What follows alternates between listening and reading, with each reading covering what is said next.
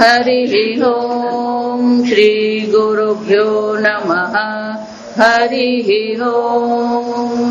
ॐ शन्नो मित्रः शं वरुणः शन्नो भवत्वर्यमा शन्न इन्द्रो बृहस्पतिः शन्नो विष्णुरुक्रमः नमो ब्रह्मणे नमस्ते वायो त्वमेव प्रत्यक्षं ब्रह्मासि त्वमेव प्रत्यक्षं ब्रह्म वदिष्यामि ऋतं वदिष्यामि सत्यं वदिष्यामि तन्मामवतु तद्वक्तारमवतु अवतु माम् अवतु वक्तारम् ॐ शान्ति शान्ति शान्तिः ॐ भद्रं कर्णेभिः शृणुयाम देवाः भद्रं पश्येमाक्षभिर्यजत्राः स्थिरैरङ्गैः स्तुष्टुवागुंसस्तनूभिः व्यशेम देवहितं यदायुः स्वस्ति न इन्द्रो वृद्धश्रवाः स्वस्ति नः पूषा विश्ववेदाः स्वस्ति नस्तार्क्ष्यो अरिष्टनेमिः स्वस्ति नो बृहस्पतिर्दधातु ॐ शान्ति शान्ति शान्तिः ॐ सहना भवतु सहनौ भुनक्तु सह वीर्यं करवावहै तेजस्विनावधीतमस्तु मा विद्विषावहै ॐ शान्ति शान्ति शान्तिः सदाशिवसमारम्भां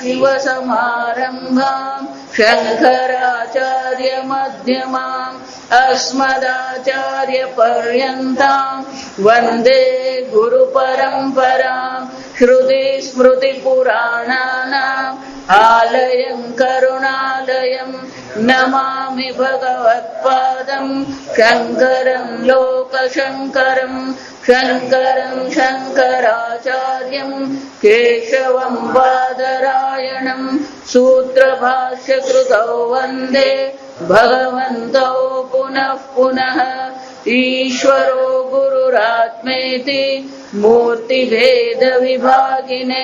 व्योमवद्व्याप्तदेहाय दक्षिणामूर्तये नमः निधये सर्वविद्यानां विशदे भवरोगिणां गुरवे सर्वलोकानां दक्षिणामूर्तये नमः ॐ नमः प्रणवार्थाय शुद्धज्ञानैकमूर्तये निर्मलाय प्रशान्ताय दक्षिणामूर्तये नमः। पाना नंबर 51 बीजो किंच दूराद विप्रकृष्टदेशाद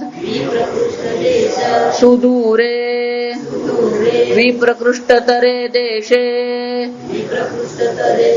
वर्तते अविदुषाम् अत्यंत अगम्यत्वात् तद्ब्रह्मा इह देहे अन्तिके समीपे च विदुषाम् आत्मत्वात् सर्वान्तरत्वात् च आकाशस्य अपि अन्तरश्रुतेः इह पश्यत्सु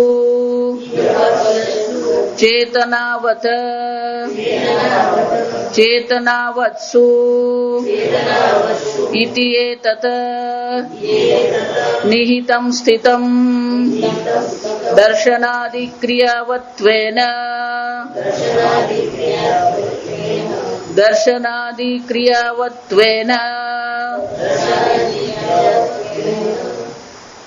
योगिभिः लक्ष्यमाणं क्व गुहायां बुद्धिलक्षणायां तत्र हि निगूढं લક્ષ્યતે વિદ્વદ્ભિઃ તથાપિ અવિદ્યયા સંવૃતમ સન ન લક્ષ્યતે તત્રસ્થમ એવ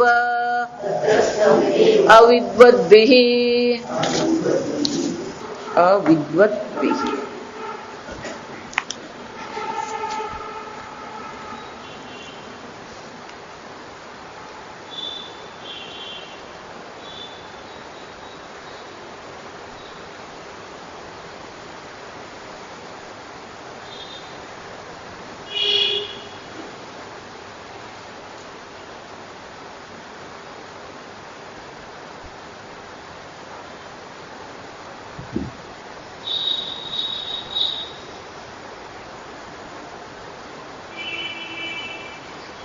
પશ્યત્સુ ઇહૈવ નિહિતમ ગુહાયામ.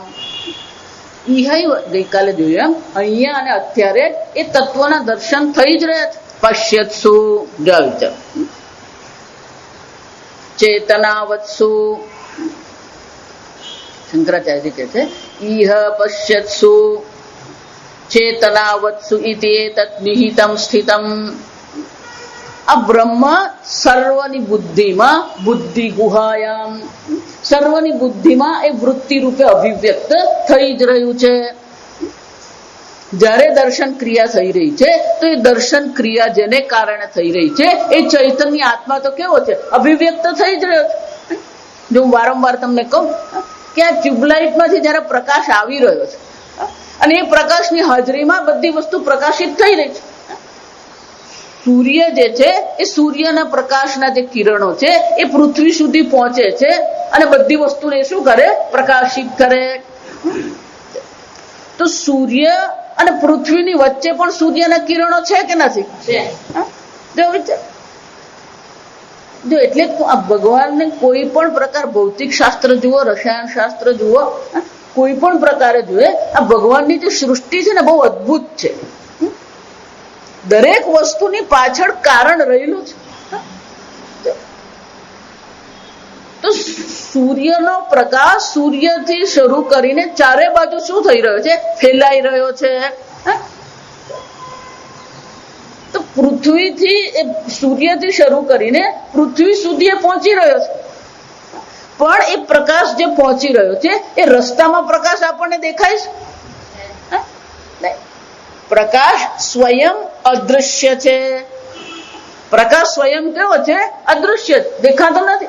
પણ જેના પર એ પ્રકાશ પડે છે એને શું કરે? પ્રકાશિત કરે. જ્યારે ચંદ્રને આપણે દર્શન કરીએ તો ચંદ્રને દર્શન કોને કારણે થયા? સૂર્યના પ્રકાશને કારણે.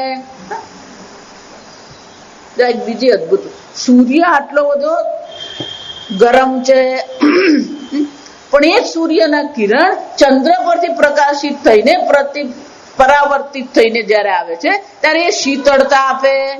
એ જ સૂર્યના કિરણ, જો એ જ સૂર્યના કિરણ છે. પણ જયારે ચંદ્ર પરથી પરાવર્તિત થઈને આવી રહ્યા છે ત્યારે એ કેવા છે? શીતળતા.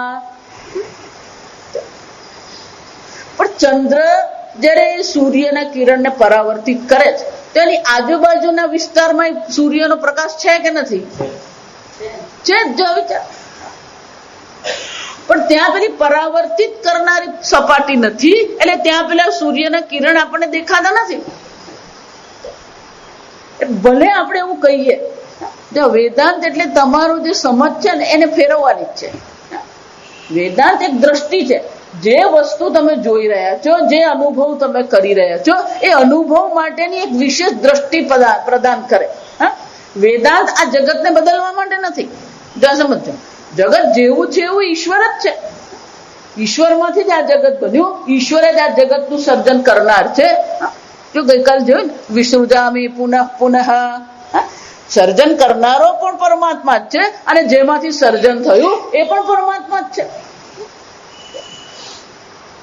જગત તો જેવું છે ને એવું સરસ જ છે. માટીમાંથી ઘડો બનાવીએ તો એ ઘડો માટીનો જ હોય. સૂતરના તાંતણામાંથી આપણે કપડું બનાવીએ તો એ સુતરાવ જ હોય. રેશમના તાંતણામાંથી બનાવીએ તો એ રેશમી હોય. તો સચ્ચિદાનંદ પરમાત્મામાંથી આ જગત બન્યું હોય તો આ જગત પણ શું હોવાનું? સચ્ચિદ આનંદ. સમજો, આ જગત તો આનંદ જ. આ જગતમાં કોઈ દોષ છે જ નહીં. જો આ સમજો બરાબર. આપણે જે બધા દોષ દેખાઈ રહ્યા છે એ આપણી બુદ્ધિની મર્યાદાને કારણે જ. જગતમાં કોઈ દોષ છે જ નહીં, કારણ કે ભગવાન બનાવવા વાળો. એટલું જ નહીં, ઘટસ્ય કર્તા ઘટજ્ઞ, સર્વસ્ય કર્તા સર્વજ્ઞ. સર્વજ્ઞ એને જ કહેવાય કે જેમાં કોઈ દોષ નહીં હોય, મર્યાદા નહીં હોય. જો સર્વજ્ઞ એને જ કહેવાય કે જ્યાં કોઈ પ્રકારની મર્યાદા, ખામી નથી. આપણી દેશી ભાષામાં કહીએ જો સર્વજ્ઞ પરમાત્માએ આ જગત બનાવ્યું હોય તો પછી આ જગતમાં શું હોય? કોઈ દોષ શક્ય જ નથી. જો દોષ છે તો ભગવાન સર્વજ્ઞ નથી. દોષ ક્યારે આવે? જ્ઞાનની અલ્પતાને કારણે જ દોષ આવવાનો. જગત તો જે છે બરાબર જ છે, પણ આપણે એને કઈ દ્રષ્ટિથી જોઈએ છે? વેદાંત આપણને શું કરે છે? આ દ્રષ્ટિ પ્રદાન કરે છે.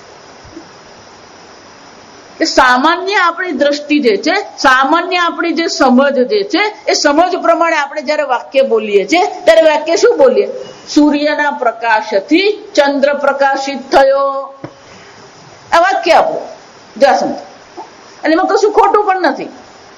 એમાં કશું ખોટું નથી. આ સમજો કે ચંદ્ર જે દેખાઈ રહ્યો છે કોને કારણે દેખાઈ રહ્યો છે? સૂર્યના પ્રકાશને કારણે. પણ વેદાંત કે છે આ એક બીજી દ્રષ્ટિ પણ છે. ચંદ્રની આસપાસ પણ સૂર્યના કિરણો તો છે જ, પણ આપણને દેખાતા નથી. પણ ચંદ્ર જ્યાં છે ત્યાં દેખાય છે. તો જેમ આપણે એમ કહીએ છીએ કે સૂર્યના પ્રકાશથી ચંદ્ર પ્રકાશિત થયો. આવું બીજું વાક્ય બોલું. જો વિચાર, ચંદ્ર સૂર્યના પ્રકાશની હાજરીને અભિવ્યક્ત કરે છે. આપણે અનેક વાર જોઈ ગયા વસ્તુ. ત્યાં સૂર્યના કિરણ છે, સૂર્યનો પ્રકાશ છે. કોને કારણે ખબર પડી? ચંદ્રને કારણે. જો ત્યાં ચંદ્ર નહીં હોય તો ત્યાં સૂર્યનો પ્રકાશ છે, આપણને ખબર પડે નહીં? ખબર. તો ભલે ચંદ્ર સૂર્યથી પ્રકાશિત થઈ રહ્યો છે, પણ ચંદ્ર પણ શું કરી રહ્યો છે? સૂર્યના પ્રકાશની હાજરીને અભિવ્યક્ત કરે જ છે. અહીંયા શંકરાચાર્યજી કહે છે પશ્યત્સુ ચેતનાવત્સુ ઇતિ એતદ નિહિતમ. પશ્યત્સુ ચેતનાવત્સુ. પશ્યત્સુ એટલે કે આજે દર્શન ક્રિયા કરી રહી છે પ્રાણીઓ. ચેતના વસ્તુ એટલે કે આ ચેતન પ્રાણીઓ જે છે, જે દર્શન ક્રિયા કરે છે. પશ્યત્સુ તો કે દર્શન ક્રિયા કરનારા આ જે પ્રાણીઓ. દર્શન એટલે પછી બધું જ આવી જાય. જો સમજો, દર્શનાદિ એટલે શું છે? દર્શન આદિ એટલે પછી શ્રવણ ક્રિયા છે, વાણી છે, આ બધા જ આવી જાય. એક ઇન્દ્રિયોનો જયારે નિર્દેશ કરવામાં આવે તો એને શું કરવાનું હોય? બાકીની બધી ઇન્દ્રિયોનો સમાવેશ કરી જ લેવાનો. પશ્યત્સુ ચેતનાવત્સુ. આ દર્શન કરનારા જે પ્રાણીઓ જે છે એ દર્શન ક્રિયા જયારે કરી રહ્યા છે તો એ કોની હાજરીને પ્રગટ કરે છે? ચેતનતાની, ચૈતન્યની હાજરીને અભિવ્યક્ત કરે જ છે. જેમ ચંદ્ર સૂર્યના પ્રકાશને અભિવ્યક્ત કરે છે, એમ આ તમારી દર્શન ક્રિયા જે છે એ કોને અભિવ્યક્ત કરે છે? ચૈતન્ય આત્માને અભિવ્યક્ત કરે જ છે. કારણ કે ચૈતન્ય આત્મા વિના દર્શન ક્રિયા કરવું શક્ય જ નથી. દર્શન ક્રિયા જે થઈ રહી છે એ કોની હાજરીને અભિવ્યક્ત કરે છે? ચૈતન્યની હાજરીને. પણ એ ચૈતન્ય ક્યાં છે? નિહિતમ સ્થિતમ દર્શનાદિ ક્રિયાવત્વેન યોગીભિઃ. દર્શનાદિ જે ક્રિયા જે છે એ દર્શનાદિ ક્રિયા જે પણ કઈ થઈ રહી છે એ દર્શનાદિ ક્રિયા કોને પ્રગટ કરે છે? આ ચૈતન્યને અભિવ્યક્ત કરે છે. અને એટલે શંકરાચાર્યજી કહે છે ભલે એ ક્યાં નિહિત છે? આ દર્શનાદિ ક્રિયા જે થઈ રહી છે એ બુદ્ધિ ગુહા જ્યાં છે એ બુદ્ધિ ગુહામાં એ ચૈતન્ય તો છે જ, પણ એની અભિવ્યક્તિ કોને કારણે થાય છે? દર્શનાદિ ક્રિયાને કારણે. જો એટલે જ આપણે કેનોપનિષદમાં જોઈ ગયા, યન મનસા ન મનુતે, જેનું મન દ્વારા ચિંતન નહીં થઈ શકે, યેના હુર મનોમતમ, પણ મન જેને કારણે ચિંતન કરે છે, તદેવ બ્રહ્મત્વમ વિદ, એ બ્રહ્મ છે. એનો અર્થ શું થાય? મન જે ચિંતન કરે છે એ ચિંતન કરનારું મન ખરેખર કોને અભિવ્યક્ત કરે છે? એ ચૈતન્યની હાજરીને અભિવ્યક્ત કરે જ છે. યન વાચા અભ્યુગમતે, જેને વાણી દ્વારા પ્રકાશિત કરી શકાય નહીં, યેના હુર વાચમ અભ્યુદ્યતે, જેને કારણે વાણી બોલી રહી છે એ ચૈતન્ય તું છે. શ્રોત્રેણ ન શૃણુતે, જેને કર્ણ દ્વારા સાંભળી શકાય નહીં, યેના હુર શ્રોતમ શૃણુતે, જેને કારણે આ કર્ણ શ્રવણ ક્રિયા કરે છે, તદેવ બ્રહ્મત્વમ વિદ્ધિ, એ ચૈતન્ય તું છે. અને એટલા માટે કે છે દર્શનાદિ ક્રિયાવત્વેન, આ દર્શનાદિ ક્રિયા વાળો જે યોગી જે છે, યોગીભિ લક્ષ્યમાણમ, લક્ષ્યમાણમ એટલે કે સીધી રીતે આપણે ચૈતન્યને જોઈ નહીં શકીએ, પણ લક્ષ્યમાણમ એટલે કે એના દ્વારા શું કરી શકીએ છે? આ બધી ક્રિયાઓ દ્વારા આપણે સમજી શકીએ છે. જેમ પેલો ચંદ્ર પ્રકાશિત થઈ રહ્યો છે, તો પ્રકાશિત થતો ચંદ્ર શું કરે છે? સૂર્યના પ્રકાશને અભિવ્યક્ત કરે છે. એમાં સર્વ ક્રિયાઓ જે છે એ ક્રિયાઓ દ્વારા કોનું લક્ષણ થઈ રહ્યું છે? આ ચૈતન્યનું લક્ષણ થઈ જ રહ્યું છે. એટલે શંકરાચાર્ય આગળ કે છે ક્યાં થઈ રહ્યું છે? ગુહાયામ બુદ્ધિ લક્ષણાયામ, એ ક્યાં અભિવ્યક્ત થઈ રહ્યો છે? બુદ્ધિ ગુહામાં. આ બુદ્ધિ ગુહા હંમેશા યાદ આવે. તૈત્રીય ઉપનિષદમાં પણ શું કહ્યું? સત્યમ જ્ઞાનમ અનંતમ બ્રહ્મ યો વેદ નિહિતમ ગુહાયામ. ચૈતન્ય સર્વવ્યાપી છે, જેમ સૂર્યનો પ્રકાશ સર્વત્ર છે, પણ એ અભિવ્યક્ત ક્યાં થાય છે? જ્યાં ચંદ્ર છે અથવા જ્યાં પદાર્થો છે. એ જ રીતે ચૈતન્ય તો સર્વવ્યાપી છે, પણ એની અભિવ્યક્તિ ક્યાં થાય છે? નિહિતમ બુદ્ધિ ગુહાયામ. આ બુદ્ધિ ગુહામાં, આ બુદ્ધિની વૃત્તિમાં. એ ગુહા એટલે પછી શોધવાની જવાનું. બુદ્ધિ ગુહા એટલે કે આ બુદ્ધિની જે પણ કઈ પ્રક્રિયાઓ થઈ રહી છે, ક્રિયાઓ બુદ્ધિ દ્વારા થઈ રહી છે, એ બધા કોને અભિવ્યક્ત કરે છે? એ ચૈતન્યને અભિવ્યક્ત કરે છે. તત્રમ હિ નિગૂઢમ લક્ષ્યતે. તો પછી જેમ ચંદ્ર સૂર્યના પ્રકાશને પરાવર્તિત કરે, તો પ્રકાશ પ્રત્યક્ષ છે. જો આ સમજો, પ્રકાશ કેવો છે? પ્રત્યક્ષ છે. તો આપણે એવું કહેવાની જરૂર નહીં પડે કે ચંદ્રમાં એ પ્રકાશ નિગૂઢ છે, નિહિત છે, છુપાયેલો. નિહિત એટલે છુપાયેલો. પણ અહીંયા કેવું પડે? પેલું ચૈતન્ય નિહિતમ છુપાયેલું છે. જો આને જ કહેવાય કે જોવા છતાં પણ આપણે જોતા નથી. પશ્યન પિચન પશ્યતિ મૂઢ, જોવા છતાં પણ એ જોતો નથી. એટલા માટે મેં શરૂઆતમાં કીધું વેદાંત તમને દ્રષ્ટિ પ્રદાન કરે છે, અને એટલા માટે જે તમે નથી જોતા એ પણ શું થાય છે? દેખાય છે. જો 15મા અધ્યાયમાં પણ ભગવાન એ જ કહેવાય, યતંતો વ્યપિકૃ યુક્તાત્મા નૈનમ પશ્યંતિ અચેતસઃ. જેની પાસે દ્રષ્ટિ નથી, જેની પાસે વિવેક નથી, એ જોઈ શકતો નથી. પશ્યન પિચન, જોવા છતાં પણ જોતો. અનેક મૂર્ખતા કહેવાય. એટલે પેલો મૂઢ શબ્દ છે. પેલો જોઈ રહ્યો છે અને છતાં પણ શું છે? જ્યારે તમે ચંદ્ર જુઓ છો ત્યારે તમારી દ્રષ્ટિ ચંદ્ર પર છે, પણ સૂર્યના પ્રકાશ પર જતી જ નથી. જો વિચારો, ખરેખર ત્યાં જયારે ચંદ્રના દર્શન કરો છો તો સાથે સાથે શું છે? પેલા સૂર્યના પ્રકાશની અભિવ્યક્તિ ત્યાં થઈ રહી છે, પણ આપણી દ્રષ્ટિ ચંદ્ર પર અટકી પડી છે. એટલે પેલા સૂર્યના પ્રકાશની હાજરીની નોંધ આપણે લેતા નથી. જો આ સમજો, ચંદ્રનો આપણે જોઈએ છે, પણ સૂર્યના પ્રકાશની નોંધ લઈએ છે. એ જ રીતે પશ્યન પિચન પશ્યતિ નિહિતમ ગુહાયામ. તો તો કે છુપાયેલું છે ક્યાં? બુદ્ધિ ગુહામાં. આ ચૈતન્ય જાણે કે છુપાયેલું છે, ખરેખર છુપાયું નથી. સમજો, ખરેખર એ ચૈતન્યને કોઈ ઢાંકી શકે એમ છે જ નહીં. જેમ સૂર્યને કોઈ ઢાંકી શકે નહીં. ભલે આપણે એમ કહીએ કે આ વાદળને કારણે સૂર્ય દેખાતો નથી, તો વાદળથી સૂર્ય ઢંકાઈ ગયો?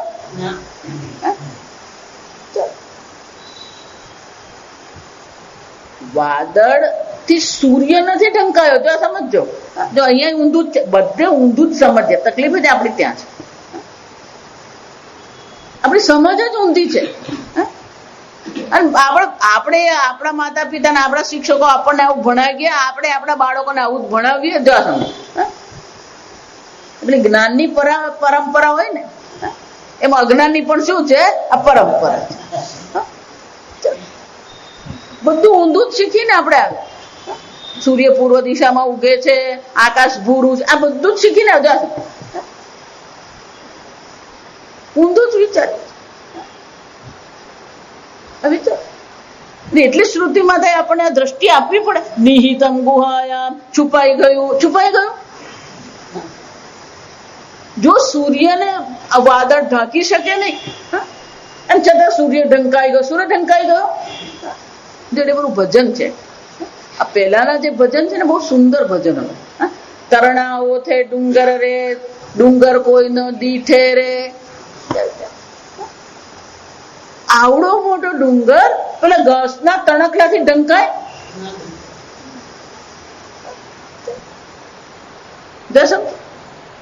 છતાં પણ ભજન શું કે છે? તરણાઓ થે ડુંગર રે, ડુંગર કોઈ ન દીઠે રે. ખરેખર શું થયું? તણખલાથી ડુંગર ઢંકાયો નથી, તમારી આંખ ઢંકાઈ. દ્રષ્ટિ કહેવાય. તરણાની જરૂર નથી, તણખલાની જરૂર નથી. તમારી આંગળી પણ આમ મૂકી દો, શું થાય? કઈ નહીં દેખાય. તો વાદળ સૂર્યને ઢાંકે છે કે તમારી દ્રષ્ટિને ઢાંકે છે? આપણી દ્રષ્ટિને ઢાંકે છે. સૂર્ય તો છે જ. અને વાદળ દેખાઈ રહ્યું છે એ પણ કોના પ્રકાશમાં દેખાય? વાદળ દેખાઈ રહ્યું છે એ પણ કોને કારણે દેખાઈ રહ્યું? સૂર્યને કારણે. વાદળ ઉત્પન્ન થયું પણ કોને કારણે? સૂર્યને કારણે. એ જ રીતે આ તમે જે દર્શનાદિ ક્રિયા કરો છો, ચાલો છો, બોલો છો, ભોજન કરો છો, આ બધી ક્રિયા જે થઈ રહી છે એ ક્રિયા કોને કારણે થઈ રહી છે? આ ચૈતન્ય આત્માને કારણે. આમ ચૈતન્ય આત્મા તો અભિવ્યક્ત દર્શનાદિ ક્રિયાથી શું થઈ રહ્યો? અભિવ્યક્ત થઈ જ રહ્યો છે. અને છતાં પણ કેવો છે? નિહિતમ ગુહાયામ. આ બુદ્ધિ ગુહામાં જાણે કે છુપાઈ ગયો. તત્ર હિ નિગૂઢમ લક્ષ્યતે વિદ્વદ્ભિઃ. ત્યાં બુદ્ધિ ગુહામાં છુપાયેલો હોવા છતાં પણ જે વિજ્ઞાની છે, જેની પાસે આ જ્ઞાન ચક્ષુ છે, પશ્યતિ જ્ઞાન ચક્ષુ, 15 અધ્યાયમાં ચર્ચા. જેની પાસે જ્ઞાન રૂપી ચક્ષુ છે, એ તો શું કરી રહ્યો છે? આ આત્મ તત્વના દર્શન કરી જ રહ્યો છે. પણ જેની પાસે જ્ઞાન ચક્ષુ નથી, એને શું થાય? તથાપિ અવિદ્યયા સંવૃતમ સંલક્ષ્યતે વિદ્વદ્ભિઃ ન લક્ષ્યતે. પણ જે પેલો અવિદ્વદ્ભિઃ, અજ્ઞાનને કારણે શું થઈ રહ્યું છે? અવિદુષા, જે અજ્ઞાની છે એને માટે શું થઈ રહ્યું છે? એને આ આત્મા દર્શન થતા નથી. કેમ? અવિદ્યા સંવૃતમ. કોનાથી ઢંકાઈ ગયો? સંવૃતમ એટલે ઢંકાવ.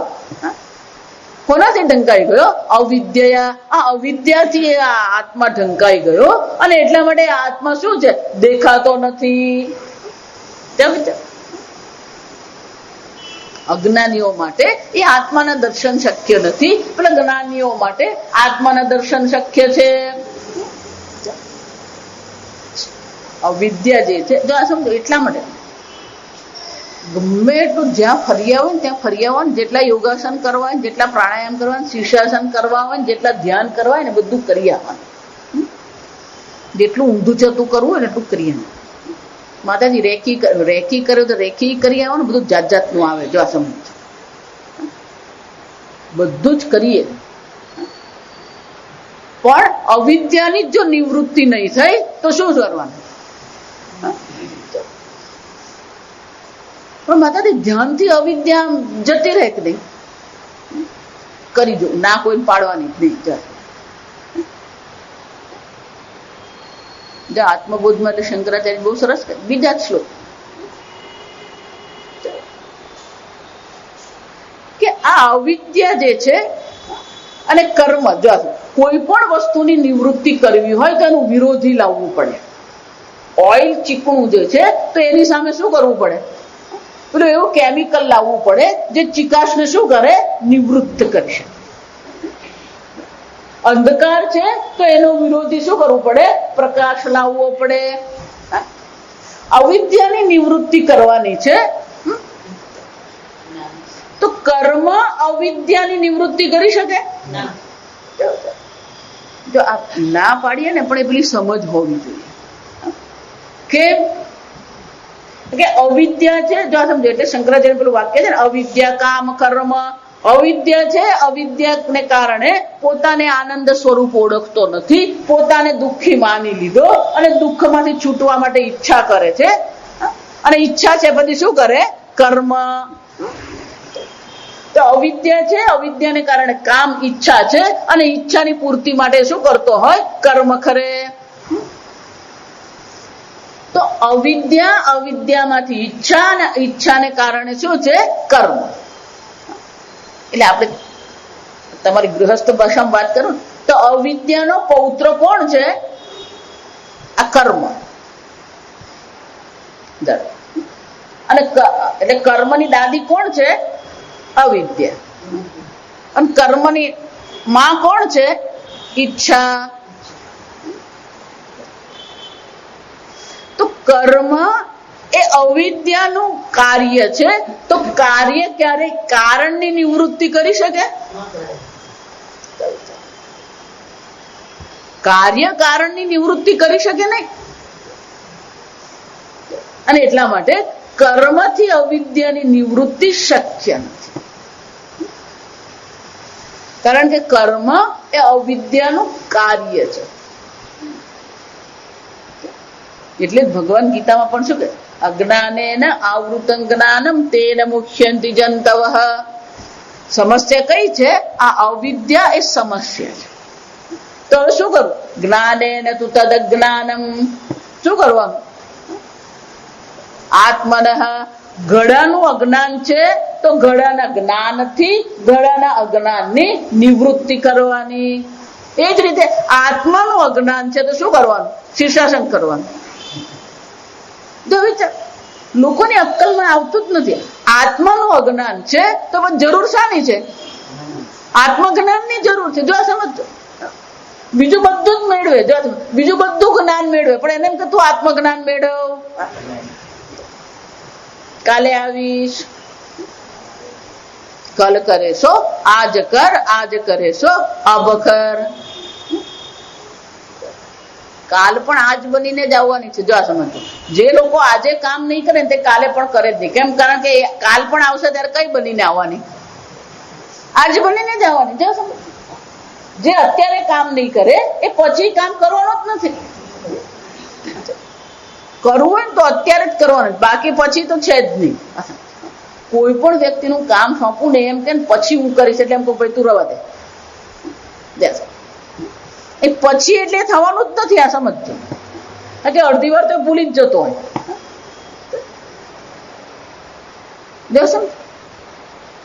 અહીંયા ને અત્યારે જ એ અવિદ્યાની નિવૃત્તિ કરો એટલે એવા કહી જ દીધું અહીંયા મંત્રમાં. અજ્ઞાન દ્વારા જેમ ઘડાના અજ્ઞાનથી ઘડાના જ્ઞાનથી ઘડાના અજ્ઞાનની નિવૃત્તિ થાય એમ ભગવાન કહે છે જ્ઞાનેન તો આત્મન. આત્માના જ્ઞાનથી આત્માના અજ્ઞાનની નિવૃત્તિ થાય.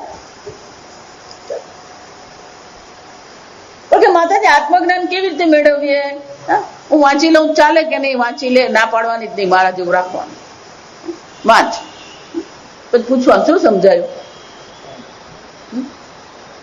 મને વાંચી તો કયો. સમજ કેટલાક લોકોને પેલી વાંચવાની આદત પડી જાય, પછી એમ જ માનવા માંડે કે મને બધી ખબર પડે.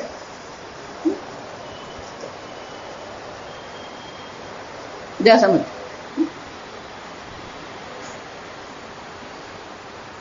જો વાંચીને જ સમજ પડતી હોય ને તો બધી સ્કૂલ ને કોલેજ પણ શું કરવાની જરૂર છે? શિક્ષકો અને પ્રોફેસર ની જરૂર છે? અહીંયા મુંડકમાં જોઈએ બે પ્રકારની વિદ્યા છે. દ્વે વિદ્ય વેદિતવ્ય પરા છે અપરા છે. એક અપરા વિદ્યા છે, બીજી કઈ છે? પરા વિદ્યા. સ્કૂલમાં કોલેજમાં તમે જે ભણો બધી અપરા વિદ્યા છે. જો અપરા વિદ્યામાં તમને શિક્ષક ને પ્રોફેસર ની જરૂર પડે, પણ પરા વિદ્યામાં તો શું છે? હું પ્લેટફોર્મ પર બેઠો ને મને બ્રહ્મ જ્ઞાન થઈ ગયું. હિમાલયમાં ધ્યાન મેં કર્યું ત્યાં મને બ્રહ્મ જ્ઞાન થઈ ગયું. અને આપણે એવા જ છે. જો સમજ આપણી બુદ્ધિ એવી બની ગઈ છે કે આખું આખું કોળું આપણે ગળી જઈએ. જો સમજ જો ચોથા અધ્યાયમાં અર્જુનને પણ એટલે ભગવાન કહી રહ્યા છે એવમ પરંપરા પ્રાપ્તમ. આ વિદ્યા આ જ્ઞાન કેવું છે? સ્વયંભૂ છે. કોઈ સ્વયંભૂ ગુરુ શક્ય જ નથી. આ સમજો. કોઈ વ્યક્તિ એવું કહી શકે નહીં મને ગુરુની જરૂર જ નથી, પછી એ પરાવિદ્યા હોય કે અપરાવિદ્યા હોય. આ સમજ. અને એટલે નરસિંહ મહેતા શું કહે છે? સદગુરુ શરણ વિના અજ્ઞાન તિમિર ટળશે નહીં. એટલે એક જણ મને કે નરસિંહ મહેતાના તો ગુરુ હતા જ નહીં. મેં કહ્યું નરસિંહ મહેતા જ ગાયું ભણે નરસૈયો. ભણે નરસૈયો એનો શું થયો? નરસિંહ મહેતા શું કહી રહ્યા? ભણે નરસૈયો. એવું જરૂરી નથી કે એના ગુરુનું નામ જાહેર કરે તો જ થાય. ભજનમાં જ કહી ગયા એ ભણે નરસૈયો. ના ના કે મીરાબાઈ ને કોઈ ગુરુ લોકો બધું ગુરુ નહીં કરવા હોય ને એટલે જાત જાતના તર્ક કરે. જોશો મીરાબાઈ જ ગાઈ ગયા શું કે મોહે લાગી લગન ગુરુ ચરણ નકી. ગુરુ ગોવિંદ દોનો ખડે કાકો લાગુ પાવ. બલિહારી ગુરુદેવ કી ગોવિંદ દિયો દિખાય. ગુરુજીનું કામ એક જ છે, આ ગોવિંદના દર્શન કરાવે.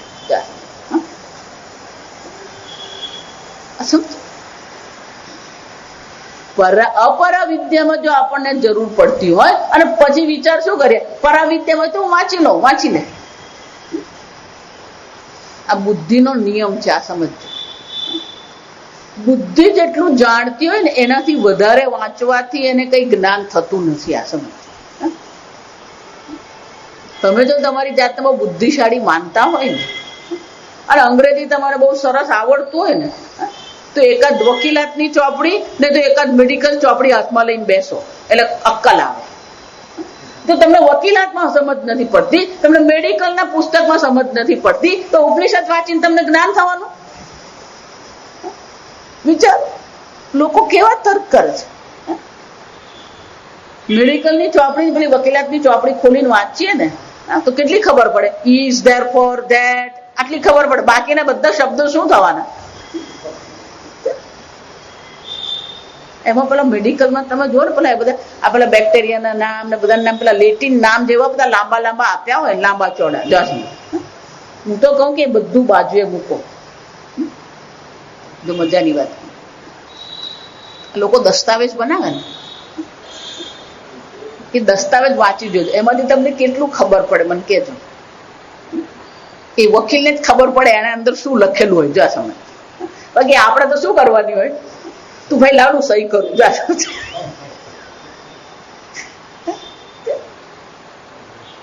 એવું ગોળ ગોળ ગોળ ફેરવીને લખેલું હોય.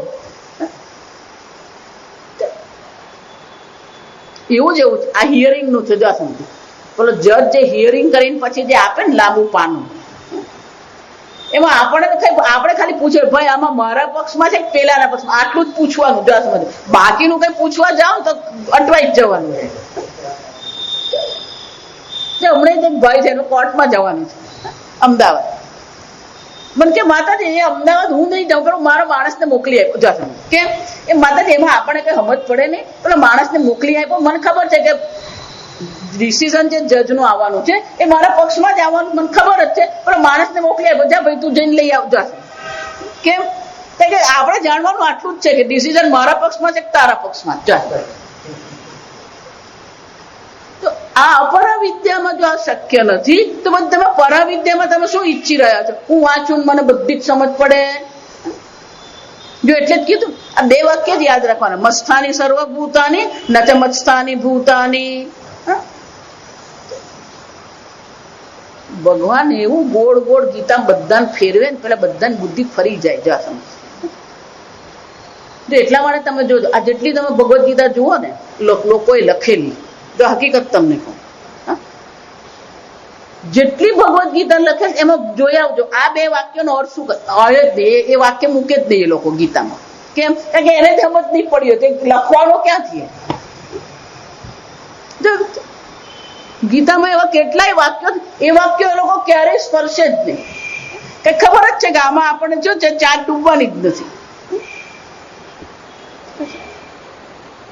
આમ પશ્યન પ્રિચન પશ્યતી કોણ સંવૃતમ અવિદ્યા અવિદ્યાને કારણે જાણે કે ઢંકાઈ ગયો જેમ જાણે કે પેલું વાદળથી સૂર્ય ઢંકાઈ ગયો એમ ચૈતન્ય સર્વવ્યાપી છે સર્વત્ર અભિવ્યક્ત થતું હોવા છતાં પણ શું થાય છે જેને જે અજ્ઞાની છે એને માટે શું થઈ ગયું અવિદ્યાથી ઢંકાઈ ગયું ચૈતન્ય અને એટલા માટે શું કેવું પડે નિહિતમ ગુહાયામ આ બુદ્ધિ ગુહામાં જાણે કે આત્મા ઢંકાઈ ગયો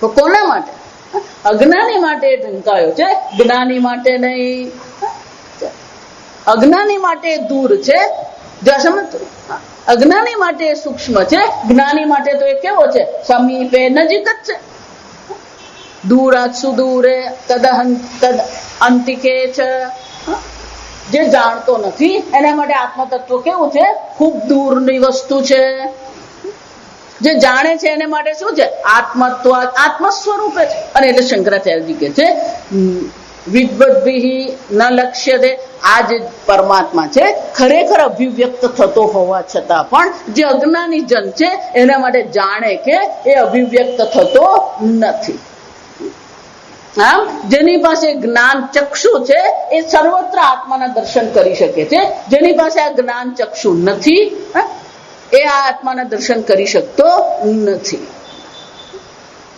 તો કે આ આત્માની તમે આવી આ વાત કરી તો એનો અર્થ શું થયો હવે મારે આત્માને શું કરવાનો છે જાણવાનો છે આ અવિદ્યાની નિવૃત્તિ કરવાની છે તો આ સમજવું બરાબર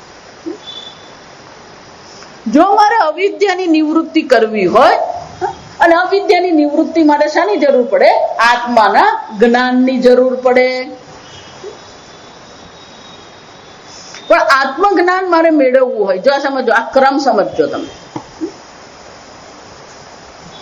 જેટલી પણ સમસ્યા છે એ અવિદ્યાને કારણે છે અને જો અવિદ્યાની નિવૃત્તિ કરવી હોય તો આત્મવિદ્યાની જરૂર છે જો એટલે જ ગીતામાં પણ ભગવાન શું કહે છે વિદ્યાનામ અધ્યાત્મ વિદ્યા અહમ સર્વ વિદ્યાઓમાં શ્રેષ્ઠ વિદ્યા તો કઈ છે આ આત્મવિદ્યા છે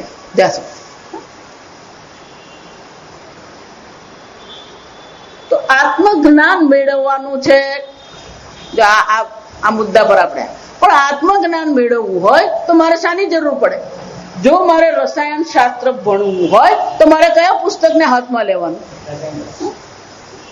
ભૌતિક શાસ્ત્ર ભણવું હોય તો કયું પુસ્તક હાથમાં લેવાનું જેમાં ભૌતિક શાસ્ત્રની ચર્ચા છે હવે મારે આત્મજ્ઞાન મેળવવાનું છે એટલે હું શું વાંચું રામાયણ વાંચું શિવ પુરાણ વાંચું જો આ વાક્ય જો રસાયણ શાસ્ત્ર ભણવું હોય તો જે પુસ્તકમાં રસાયણ શાસ્ત્રની ચર્ચા છે એ પુસ્તક મારે હાથમાં લેવાનું આત્મજ્ઞાન મારે મેળવવું છે તો જે પુસ્તકમાં આત્મતત્વની ચર્ચા છે એ પુસ્તક મારે હાથમાં લેવું પડે અને આત્મતત્વની ચર્ચા ક્યાં છે વેદાંતો નામ ઉપનિષદ પ્રમાણમ. ઉપનિષદ જેને કહેવામાં આવે એ શાસ્ત્ર શું છે? પ્રમાણમ. તો એટલે જ ભગવદ્ ગીતામાં પણ છેલ્લે શું કહે?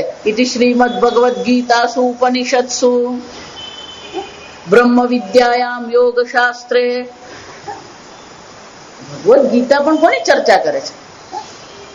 બ્રહ્મ વિદ્યાયામ, બ્રહ્મ વિદ્યાની ચર્ચા. અને એટલા માટે એને શું કહેવામાં આવે? ઉપનિષદ. ભગવદ્ ગીતા પણ ઉપનિષદ જ છે. જો આ રોજ બોલીએ આપણે, પણ ધ્યાન આપણે સર્વ ઉપનિષદો ગાવ દુગ્ધા ગોપાલ નંદન પાર્થો વત્સ સુધીર ભોક્તા દુગ્ધમ ગીતામૃતમ મહત. ભગવદ્ ગીતા પણ શું છે? ઉપનિષદ જ છે. સર્વ ઉપનિષદોને જો ગાય બનાવી દેવામાં આવે તો એ ઉપનિષદ રૂપી ગાય જે છે એનો ગોવાળિયો એક જ હોઈ શકે. અને એ કોણ છે? ગોપાલ નંદન શ્રી કૃષ્ણ. પણ ગાય દૂધ ક્યારે આપે? પેલો વાછરડો હોવો જોઈએ. તો વાછરડો કોણ છે? પાર્થો વત્સ. ગાયનું દૂધ જે છે એ પહેલા કોણ પીએ છે? આ વાછરડો પીએ.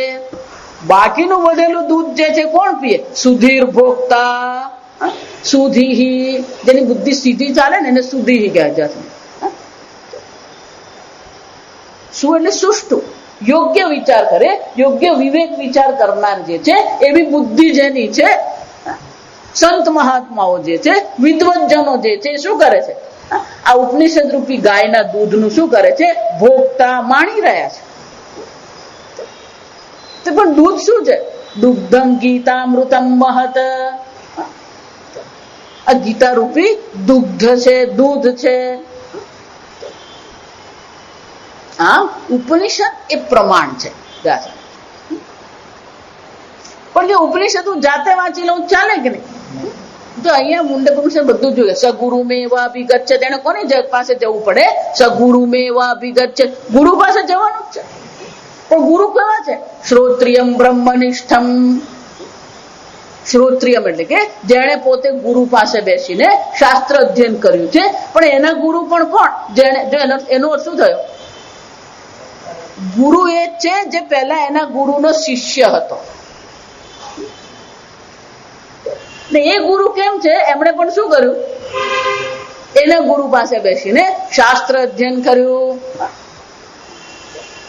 ઇમમ વિવસ્વતમ યોગમ પ્રોક્તવાન અહમ અવ્યયમ વિવસ્વાન મનવે પ્રાહુ મનોરીક્ષ્વા કવે બ્રવીત એવમ પરંપરા પ્રાપ્તમ. અર્જુન, આજે મેં તને જે જ્ઞાનનો ઉપદેશ કર્યો એ જ્ઞાન શું છે? નવું નથી. એવમ પરંપરા પ્રાપ્તમ. જો અહીંયા પ્રારંભમાં આપણે જોઈ જ ગયા કે બ્રહ્માજીએ આ જ્ઞાન અંગીરાને આપ્યું, અંગીરાએ ભારદ્વાજને આપ્યું. ભારદ્વાજે અંગી મુનિને આપ્યું અને એમની પાસે કોણ ગયું? શૌનક મુનિ ગયા. પરંપરા જવાબ. શ્રોત્રિયમ બ્રહ્મનિષ્ઠમ. પણ ગુરુજી પાસે જઈએ પછી શું કરવાનું? ગુરુજી માથા પર હાથ મૂકે, લાત મારે એટલે શું થઈ જાય? બ્રહ્મ સાક્ષાત્કાર થઈ જાય. લોકોને ગુરુ માટેના બધા ખ્યાલ પણ કઈ જાત જાતના. ગુરુએ પણ શું કરવાનું? ગુરુની એક જ પ્રિય વસ્તુ, અજ્ઞાન કેવી રીતે નિવૃત્ત થાય. શિષ્યના અજ્ઞાનની નિવૃત્તિ કેમ કરવી એવો વિચાર જે કરે ને એ ગુરુ. એટલે શાસ્ત્ર એવું કે બે જ પ્રકારના મહાત્મા આવે. એક ચિત્ત હરહ, જે આપણા મનને હરી લે, આપણા મનને પ્રસન્ન કરી લે. બીજો કેવો છે? વિત્ત હરહ, એ શું કરે? લાવો દક્ષિણા લખાવો.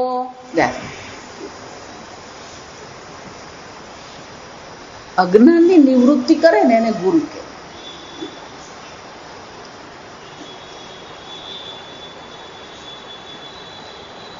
એનો અર્થ શું? અવિદ્યાની નિવૃત્તિ કરવી છે તો અવિદ્યાની નિવૃત્તિ માટે શાસ્ત્ર અધ્યયન કરવું પડે, અને શાસ્ત્ર અધ્યયન માટે શાની જરૂર પડે? ગુરુ મુખે શાસ્ત્ર શ્રવણ કરીએ, ગુરુ મુખે શાસ્ત્ર શ્રવણ કરવું પડે.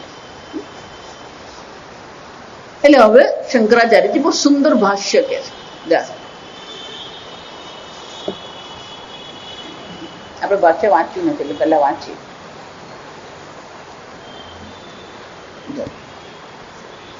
92 નંબરના પાના.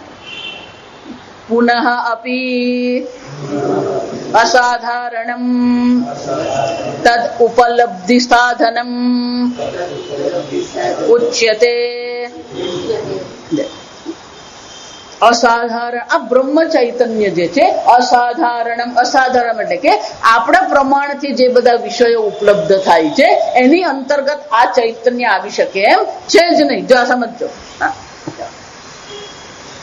જે રીતે આપણે આ બધું જોઈએ છે, સાંભળીએ છે, એ પ્રકારથી આપણે આ બ્રહ્મ જ્ઞાન મેળવી શકીએ?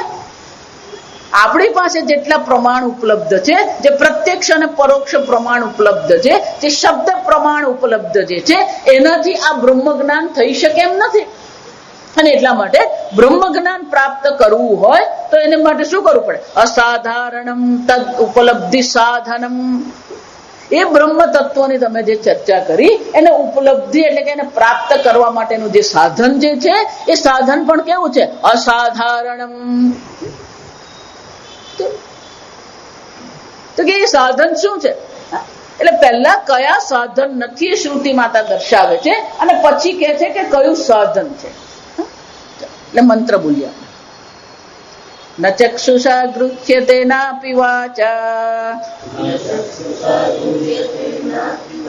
નાન્યૈર્દેવૈ તપસા કર્મણા વા નાન્યૈર્દેવૈર્તપસા કર્મણા વા જ્ઞાન પ્રસાદેન વિશુદ્ધ સત્વઃ જ્ઞાન પ્રસાદેન વિશુદ્ધ સત્વઃ તતસ્તુ તમ પશ્યતે નિષ્કલમ ધ્યાયમાનઃ તતસ્તુ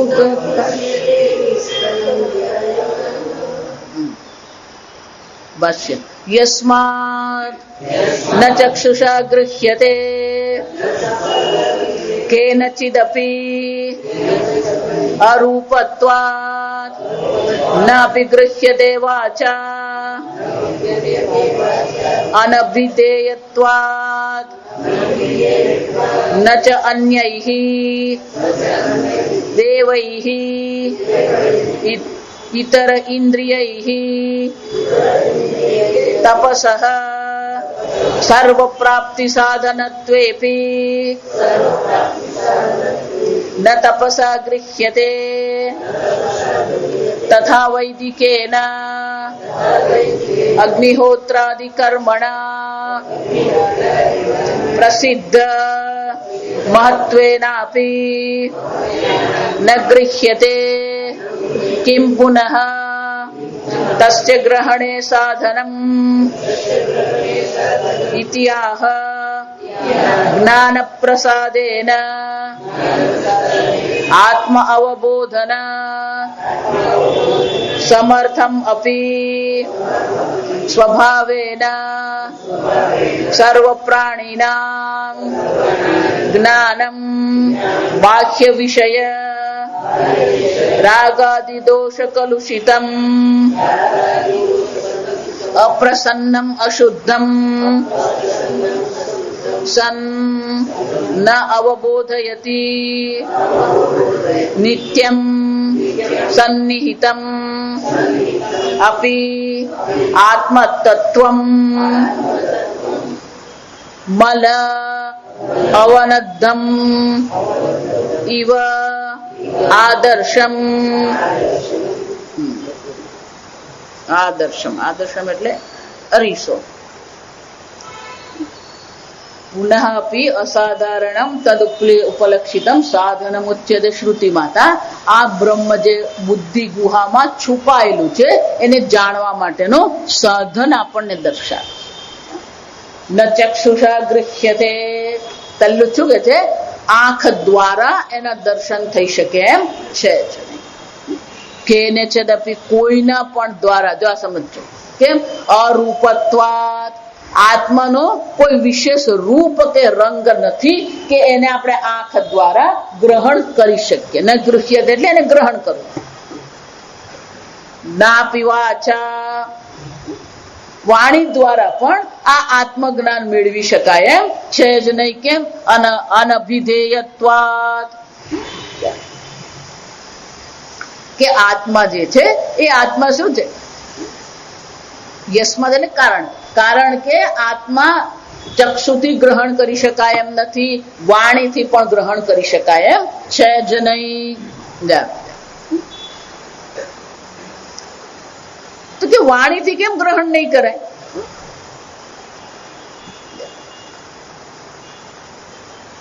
અનભિધેયત્વાત કે વાણીની પણ પોતાની મર્યાદા છે. કેમ કે વાણી દ્વારા 4 પ્રકારથી જ વર્ણન થઈ શકે. આપણું શાસ્ત્ર છે ને બધું એને વિશ્લેષણ કરેલું. વાણીથી 4 પ્રકારે જ વર્ણન થઈ શકે. જાતિ એટલે શું છે? આકૃતિ ગ્રહણા જાતિ.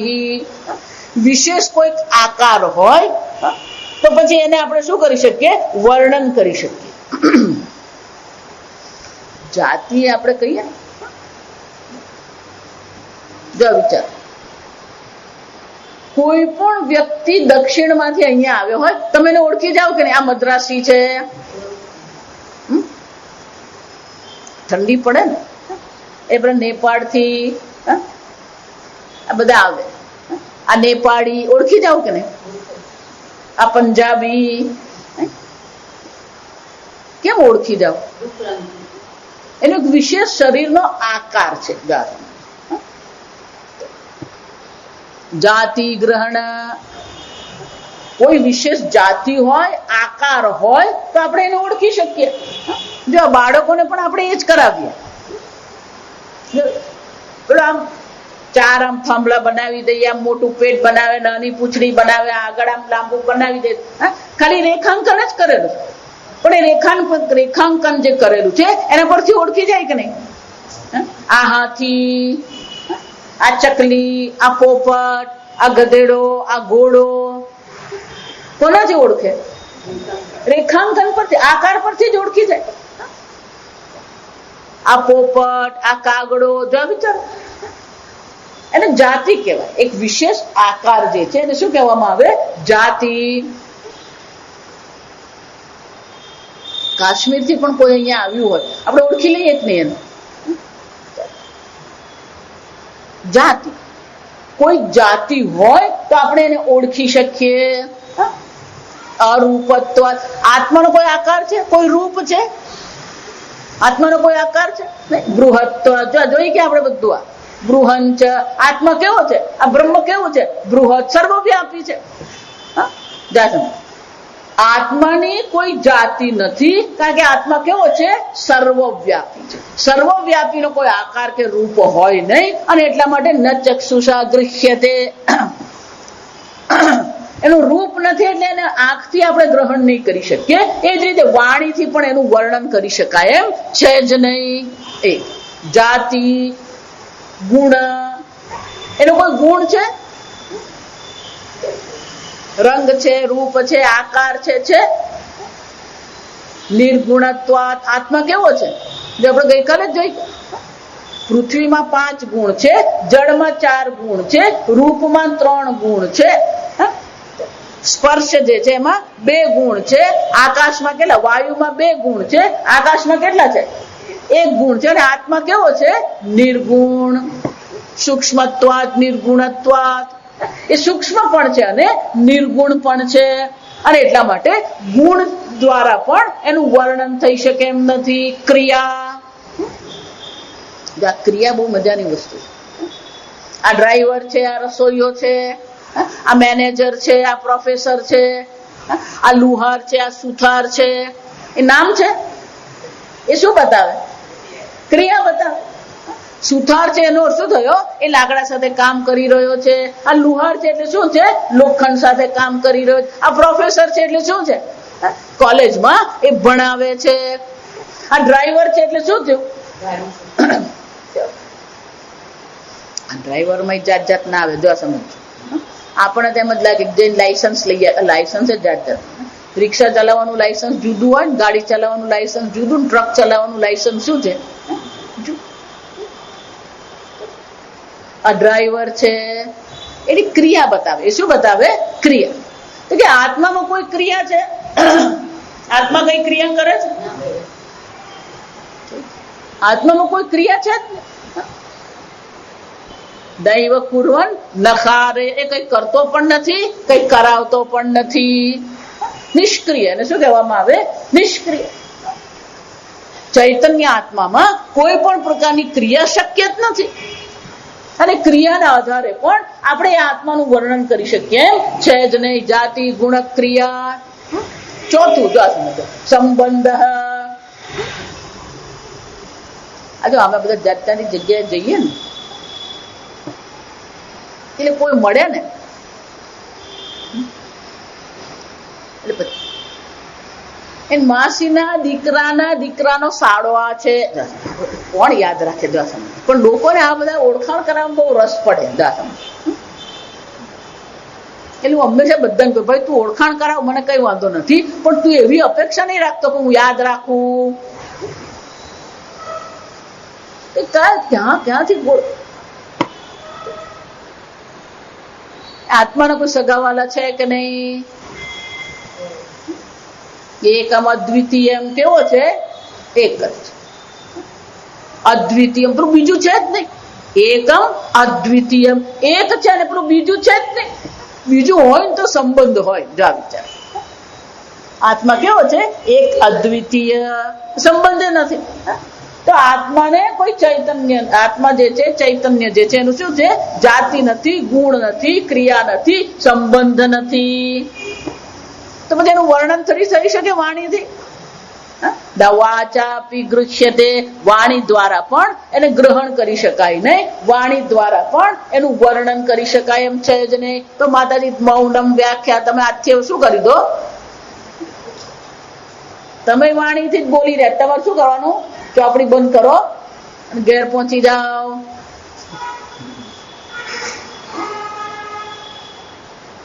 ગુરુ મુખે શ્રવણ કરીએ પણ શું છે? વાણી જ છે.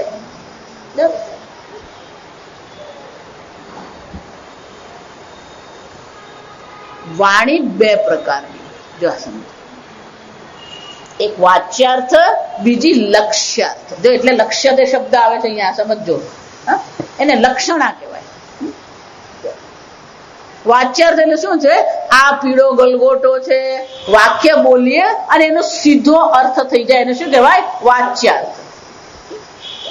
આ પીળો ગલગોટો છે, સીધો અર્થ થઈ જાય. પણ જયારે વાક્યનો સીધો અર્થ નહીં થાય ત્યારે એની લક્ષણા કરવી પડે. જે આપણે રોજબરોજના જીવનમાં છે જ. આ સમજો, આ પતિ પત્ની વાત કરતા ને એ લક્ષણામાં જ વાત કરતા હોય. જો આપણને ખબર પડે જ નહીં શું વાત કરી ગયા. એ લોકો શું વાત કરતા હોય ને એ આપણને ખબર પડે જ નહીં. એવું છે મમ્મી ને દીકરાનો હોય, પેલા પપ્પાને ખબર પડવા જ નહીં કે બે જણા શું વાત કરતા હોય. સીધા વાક્યનો અર્થ જયારે સીધો અર્થ નહીં નીકળતો હોય ત્યારે એની લક્ષણા કરવી પડે. 3 પ્રકારની લક્ષણા હોય. લક્ષણા કેટલા પ્રકારની? 3 પ્રકાર. પહેલી લક્ષણાને જહલ લક્ષણા કહેવાય. જહત એટલે છોડવું. જહલ લક્ષણા એટલે કે કંઈક છોડવું. કોઈને પણ તમે એમ પૂછો ને તમારું ઘર ક્યાં છે? જો સાંભળો, સ્ટેશન પર પ્લેટફોર્મ પર એનું ઘર છે. તમારું ઘર 4 રસ્તા પર જ છે. 4 રસ્તા પર ત્યાં પોલીસ ઉભો રહે ત્યાં એનું ઘર છે.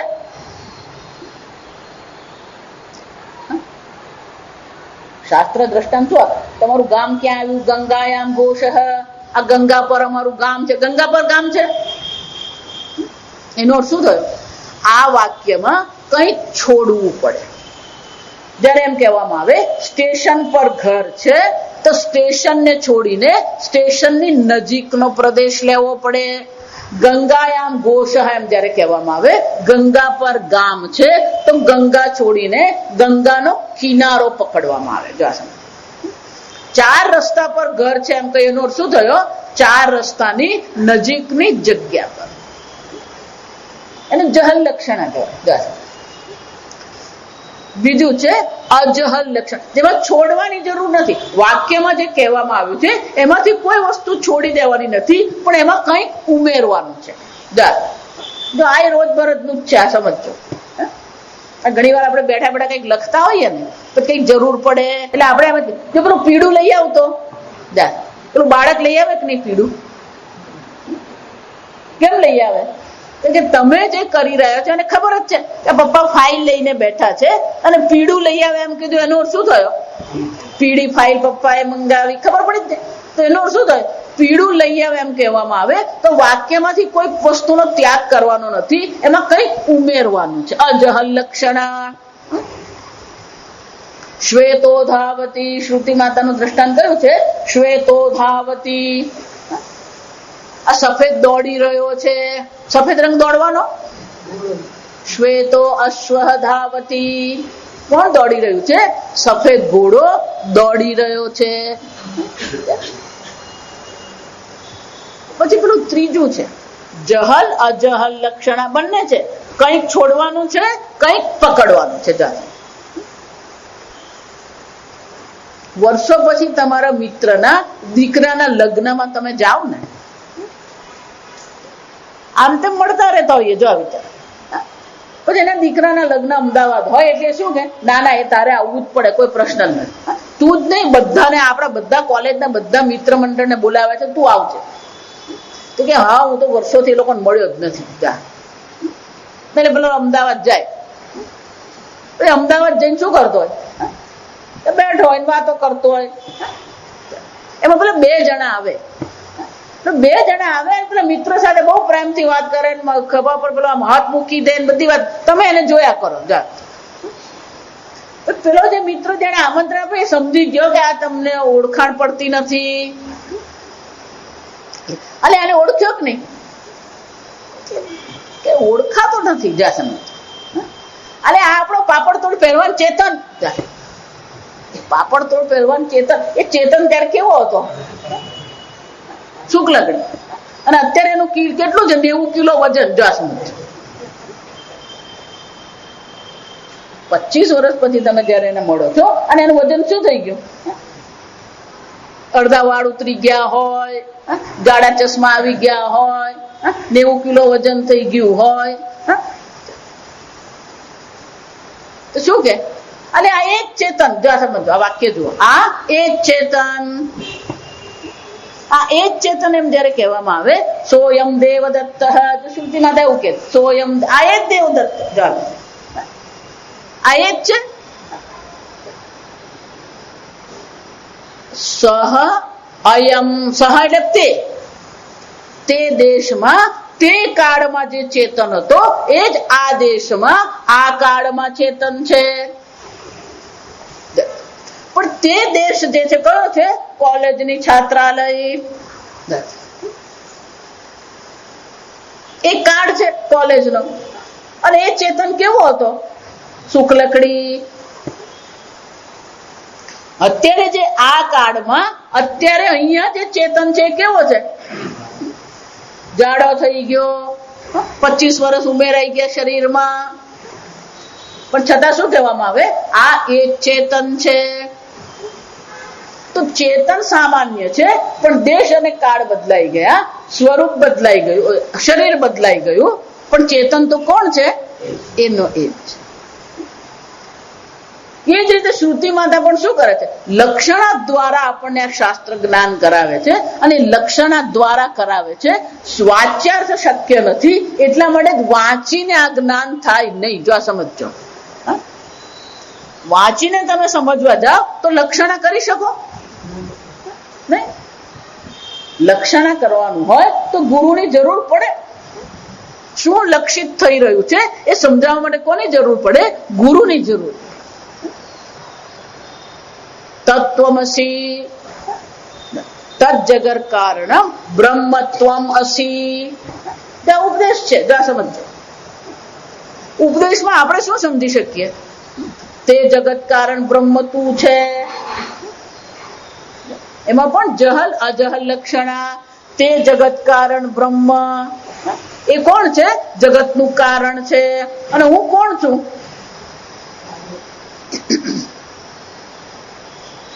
એક દેશમાં એક કાળમાં અલ્પ બુદ્ધિ વાળો હું, એ જગત કારણ છે. એનો શું થાય? એ સર્વજ્ઞ છે, સર્વશક્તિ છે. અહીંયા હું કોણ છું? અલ્પજ્ઞ, અલ્પ શક્તિ. અને શ્રુતિ માતા કે છે તું ઈશ્વર છે. ઈશ્વર ક્યાં ને હું ક્યાં? હું ઈશ્વર કેવી રીતે હોઈ શકું? કેમ? એ સર્વજ્ઞ સર્વશક્તિ છે અને હું કોણ છું? અલ્પજ્ઞ અલ્પ શક્તિ. ભલે એ સર્વજ્ઞ સર્વશક્તિ છે, પણ એ પણ ચૈતન્ય સ્વરૂપ છે કે નહીં? ધારો કે તરંગને એમ કહેવામાં આવે તું સમુદ્ર છે, તો તરંગ શું વિચારે? હું અને સમુદ્ર, હું ક્યાં ને સમુદ્ર ક્યાં? એટલે લક્ષણા કરવી પડે. તરંગ એમ જયારે કહીએ તો ત્યાં જળ છે કે નહીં? જળ વિનાનું તરંગ હોય? સમુદ્ર એમ જયારે કહીએ તો સમુદ્ર જળ વગરનો સમુદ્ર હોય? જળ વગરનો હોય તો ખાડો કહેવાય, સમુદ્ર નહીં કહેવાય.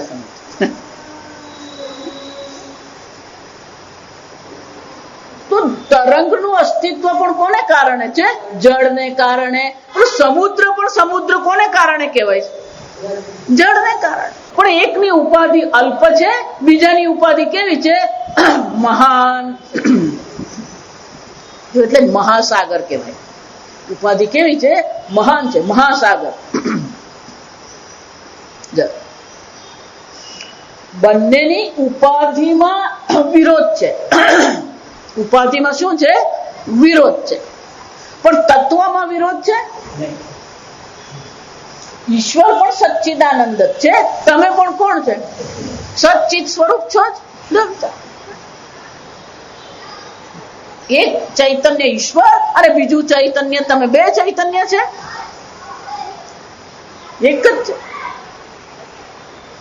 તો ઉપાધિની દ્રષ્ટિએ વિરોધ છે. એટલે જયારે એમ કહેવામાં આવે તત્વમસી, જેમ પેલું ચેતનની ઉપાધિમાં વિરોધ છે, પેલો ચેતન જે હતો અને આ ચેતન છે, બંનેમાં વિરોધ ક્યાં છે?